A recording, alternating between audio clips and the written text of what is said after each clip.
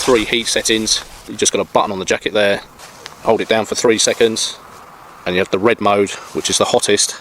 So for them real cold days, it'll be heating this jacket up. You need a reliable jacket where you don't need multiple layers. I tend to do the 3-layer system.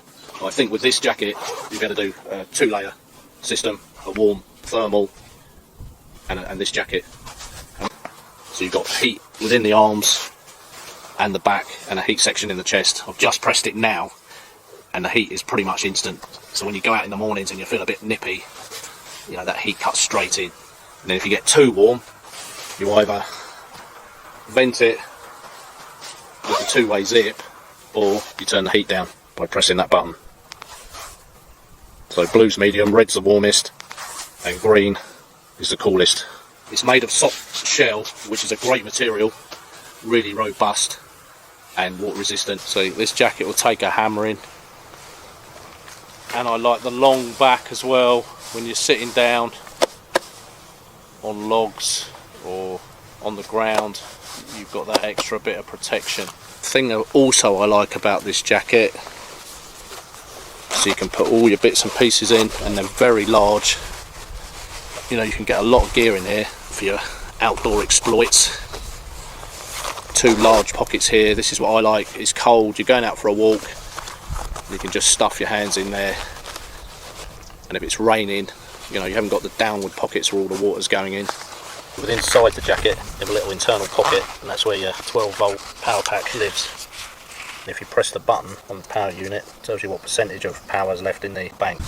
So you can charge that via mains, or from a power station, or your cigarette lighter. So you're never going to be short of power, and it's not awfully heavy either. You don't notice when you're wearing a jacket that you're carrying this in there. And this is a super duper feature.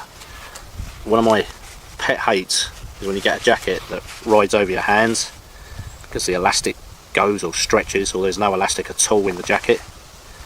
But with this Velcro tab, you can cinch that down, so it's really tight against your wrist, so your hands are not restricted at all from the jacket.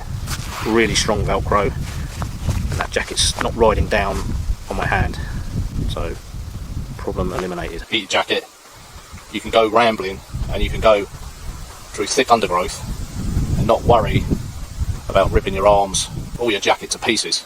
So you're well protected, all your skin's protected, because it's really cut and scratch resistant.